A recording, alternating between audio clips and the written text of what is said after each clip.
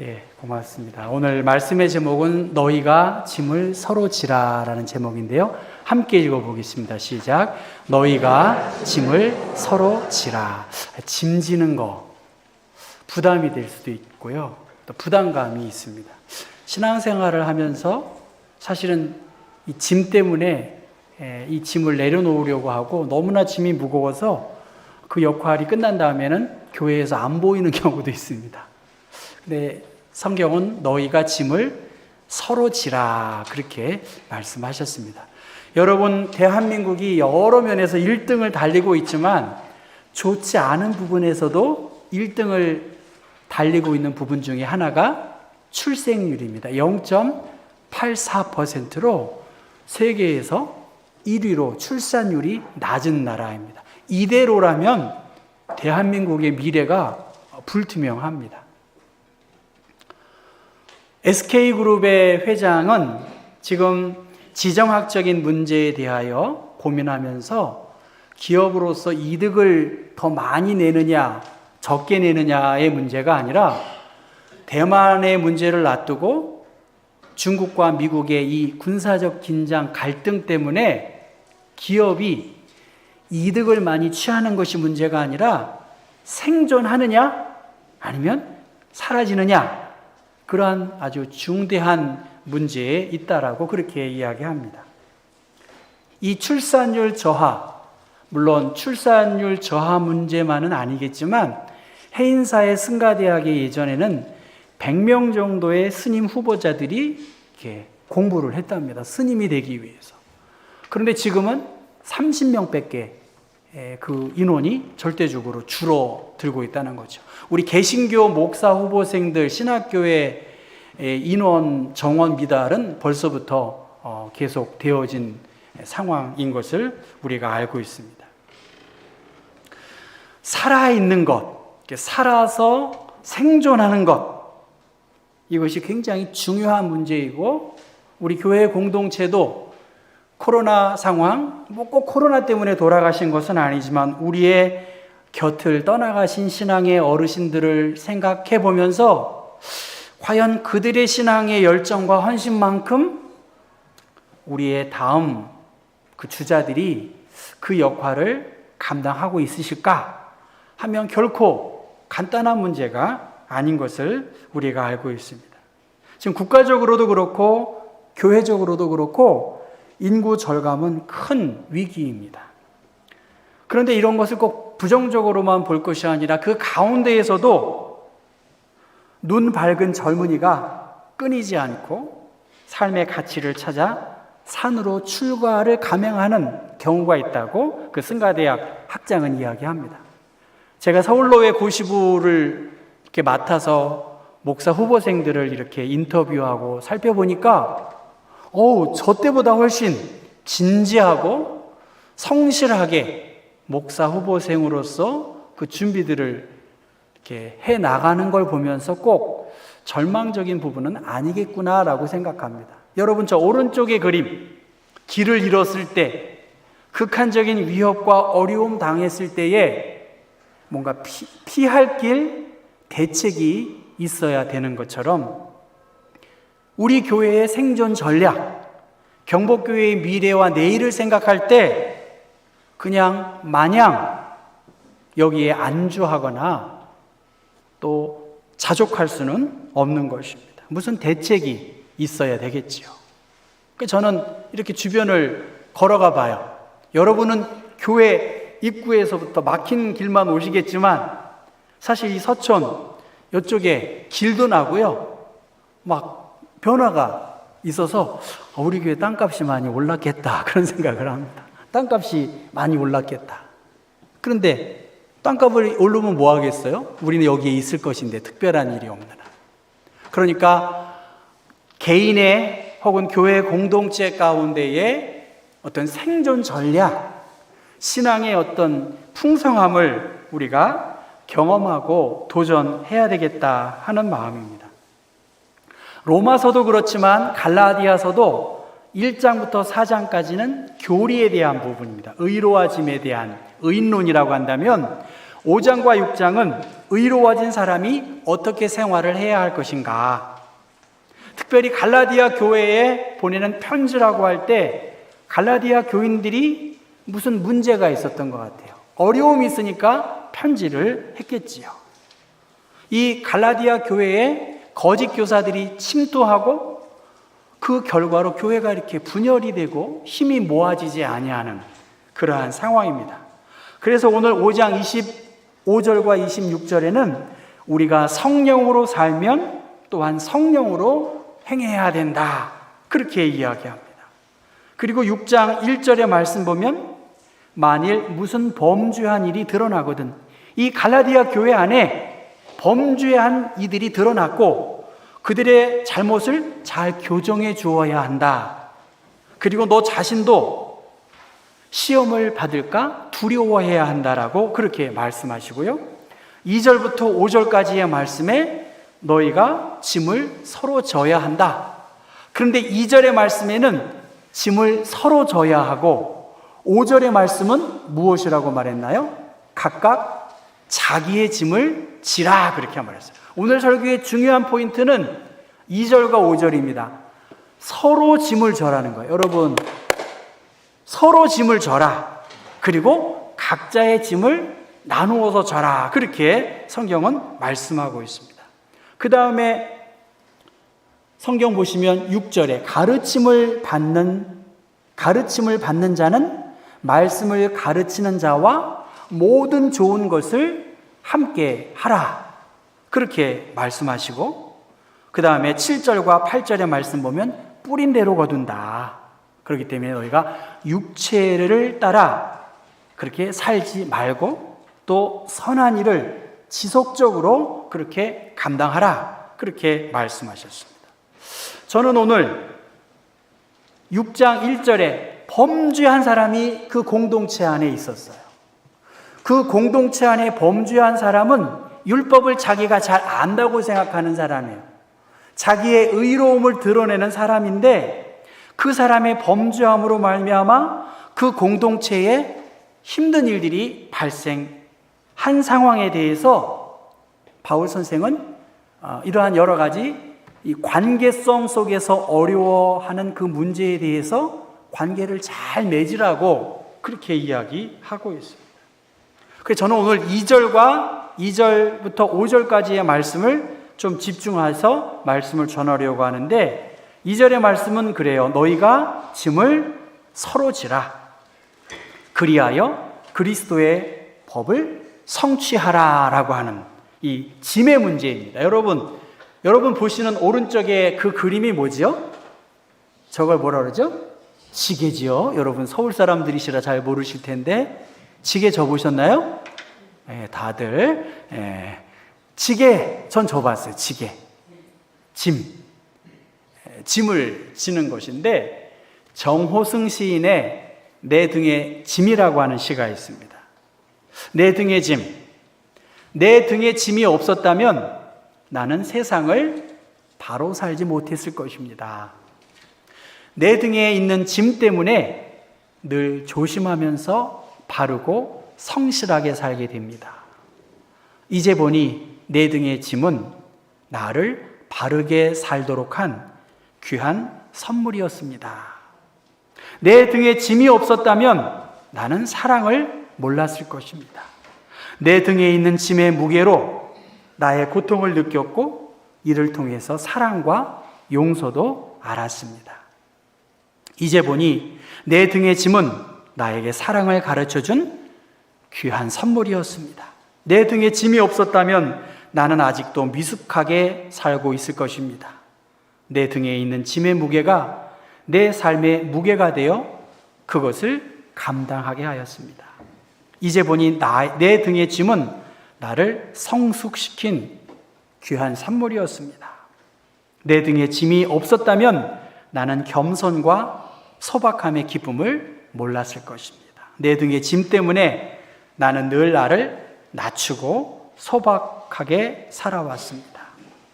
이제 보니 내 등의 짐은 나에게 기쁨을 전해준 귀한 선물이었습니다. 물살이 센 냇물을 건널 때는 등에 짐이 있어야 물에 휩쓸리지 않고 화물차가 언덕을 오를 때 짐을 실어야 헛바퀴가 돌지 않듯이 내 등의 짐이 나를 불의와 안일의 물결에 휩쓸리지 않게 했으며 나의 고개 하나하나를 잘 넘게 했습니다. 이렇게 이야기합니다. 여러분 많이 공감하시죠? 네, 내 등의 짐. 사실 신앙생활을 하는 것은 짐을 지고 있는 거예요. 부담이 없다는 것은 사실은 그리스도인이고 온전한 그리스도의 제자라고 말하기 어렵습니다. 우리가 교회에 나오는 것, 시간을 들여야 되겠죠. 교회에서 예배 가운데 헌금도 드려야 하죠. 그러니까 부담이 있는 게 사실입니다. 이러한 짐, 우리 민족이 짊어져야 할 짐, 가족을 건사해야 할 가장으로서 혹은 아내로서 또 생활이 어려우면 이 가난의 짐, 몸에 아픈 짐, 슬픔과 이별의 짐, 이러한 짐을 지고 있는 그 짐이 오히려 내 삶을 감당하게 하는 힘이 되었다라고 정호성 시인은 말하고 있습니다. 여러분, 우리들은 예수님의 제자로 예수께서 나는 마음이 온유하고 겸손하니 나의 멍에를 메고 내게 배우라. 그리하면 너희 마음이 쉼을 얻을 것이다라고 말씀하셨습니다. 내가 주와 또는 선생이 되어서 너희의 발을 씻겼으니 너희도 서로 발을 씻어주는 것이 옳다. 우리 교회의 생존 전략이 많은 부분이 있겠지요. 그런데 예수님께서 오늘 우리에게 주신 말씀, 나의 멍에와 나의 짐을 지고 좁은 길을 향해 간다고 하면 거기에서 해결책이 있지 않겠느냐, 그렇게 생각하고 말씀하신 것입니다. 오늘 우리에게 이 짐, 그 짐이 무엇인지를 생각해야 되겠지요. 그런데 2절의 말씀 보니까 너희가 짐을 서로 지라 그랬어요. 서로 지라. 영어를 찾아보니까 뭐 이렇게 표현했다, 저렇게 표현했다, 단수로 표현했다, 복수로 표현했다. 헬라어는 분명히 나누어져 있는데 제가 이렇게 찾아봐도 특별하게 구분하기가 어려운 부분이 있지만 굳이 나눈다면 여기서 말하는 이 바로스라고 하는데요. 여기서 너희의 짐이라고 하는 이 짐은 바로스인데 이것은 혼자 지는 짐이 아니에요. 여러분 성경책 너희가 짐을 서로 지라 할 때 짐에 각주 1번이 나왔죠. 성경책에. 여러분 성경책 갖고 다니시고 이렇게 펴보시는 거죠. 그럼 1번에 보면 무슨 짐이죠? 무거운 짐이에요. 무거운 짐은 혼자 질 수 있을까요? 혼자 질 수 없어요. 서로 힘을 모아야 된다는 것이죠. 힘을 모아야 할 무거운 짐은 서로 나누어져야 한다. 저 벽돌을 지금 새들이 표현한 것입니다. 저 벽돌을 쌓기 위해서 새들이 끈을 모아놔서 저기다가 맞춰야 되겠지요. 너희가 짐을 서로 질 때에, 힘을 모을 때에 바로 그리스도의 법을 성취한다. 여기서 그리스도의 법이라고 하는 것은 내가 너희를 사랑한 것처럼 너희가 서로 사랑하고 너희가 서로 사랑하면 내 제자인 줄을 알 것이다 하는 그러한 의무로 그 일을 이루어가는 그 법을 말하는 것입니다.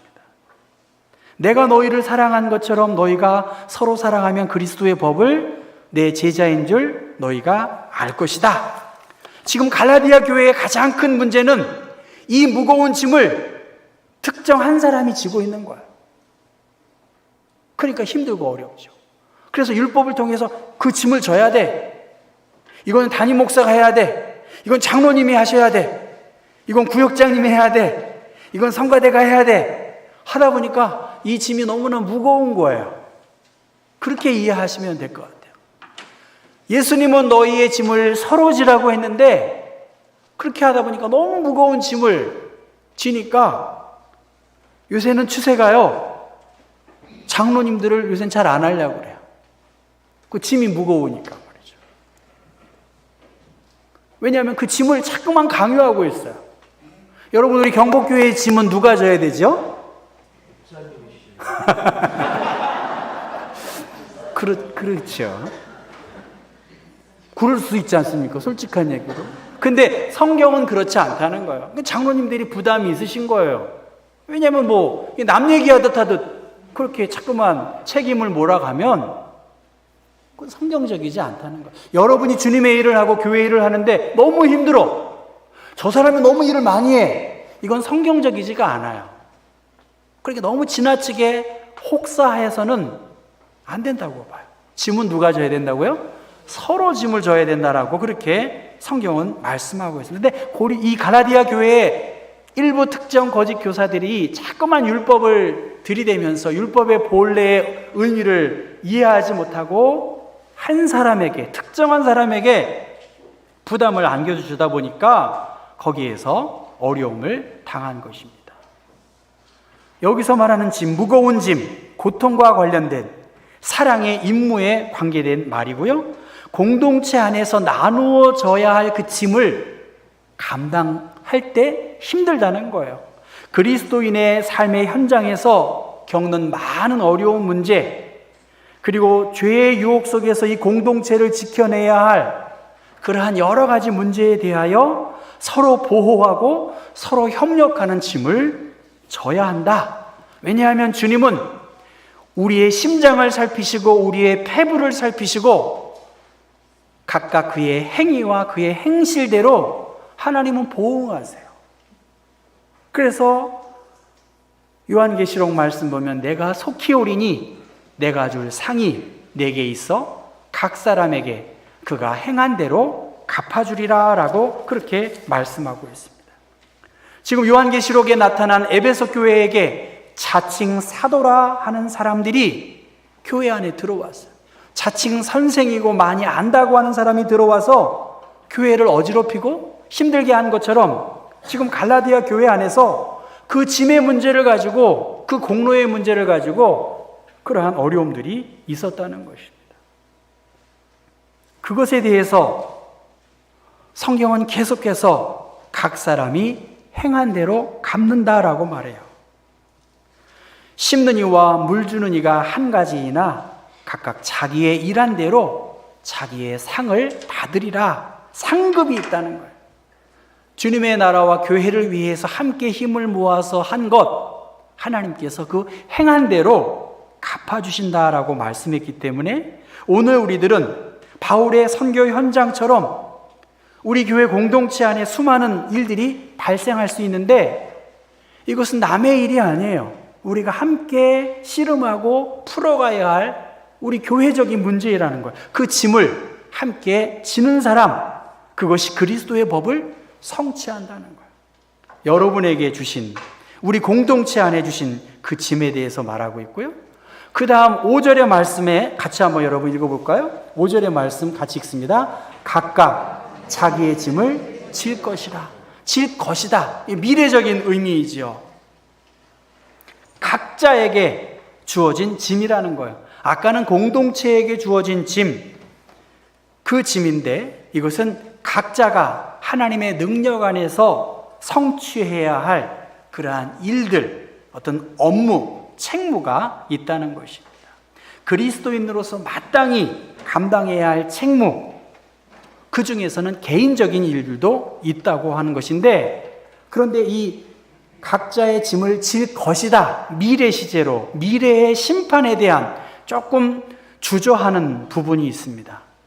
그리스도인으로서 감당해야 할 정상적인 그러한 의무가 있다면 마땅히 감당해야 할 책무, 그것이 있는데 로마서에는 우리 각 사람이 자기 일을 하나님께 짓고 하리라, 하나님께 사실대로 아뢰어야 할 그 때가 있다는 거예요. 어느 때입니까? 하나님의 심판대 앞에 서서 우리가 사실대로 하나님의 사람으로 우리 각자에게 주신 그 책무를 잘 감당하고 애썼는지를 하나님이 어카운트 하겠다잖아요.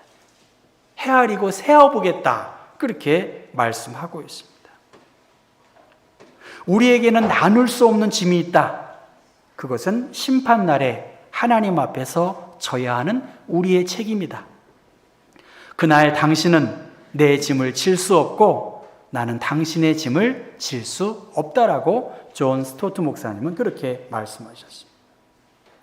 하나님은 우리를 외모로 보지 아니하시고 각 사람의 행위대로 보신다라고 그렇게 베드로전서 1장 17절에 말씀하셨고, 무엇보다 예수님은 내 멍에는 쉽고 내 짐은 가볍다라고 그렇게 말씀하셨습니다. 그렇기 때문에 그리스도께서 그리스도를 따르는 사람들에게 지어진 그 의무, 역할, 그것은 내가 해야 된다는 것이죠. 하나님께서 여러분에게 각자의 사명을 주셨습니다. 저는 담임 목사로서 제가 해야 할 책임감, 부담감 정말 있습니다. 여러분들에게도, 우리 장로님들도 또 권사님들도 이 책임이 있는 것이죠. 여러분 스스로, 제가 지나가다가 기독교 방송을 듣는데 이미 우리는 다 알고 있다는 거예요. 제가 계속 생각했는데, 제가 생각한 말을 그 CBS 어떤 음악 프로그램에서 우리는 우리가 해야 할 일을 다 알고 있다는 거예요. 교회 생활에서 어떻게 해야 할지를 다 알고 있다는 거예요. 제가 말한 것이 아니라 그 누구의 인용을 해가지고 말했는데, 맞아, 난 저렇게 생각해. 제가 굉장히 감동을 받았거든요. 이 땅에 살면서 가벼운 짐은 없습니다. 산을 오를 때에도 야산이라고 해서 쉬운 산은 없어요. 당회실까지 여러분 한번 걸어 올라가 보세요. 제가 얼마나 힘든지 모르시죠? 여러분, 당회실까지 올라가 보세요. 저희 집에서부터, 계단에서부터 내가면 80몇 개인가, 아무튼 그래요, 계단이. 집에서 내려갔다가 올라가니까 말이죠. 근데 거기만 어려울까요? 본당까지 올라가기도 쉽지 않습니다. 요 식당까지 올라가는 것도 쉽지 않아요. 그것뿐이겠습니까? 맹학교 주차장에서 교회 마당으로 걷는 것도 여러분 힘드시지 않나요? 힘들어요. 이 세상에 가벼운 짐은 없다는 거예요. 가볍지 않으니까 지는 것이죠. 그 짐을 지었기 때문에 한 걸음 한 걸음 조심스럽게 내딛는 것이죠.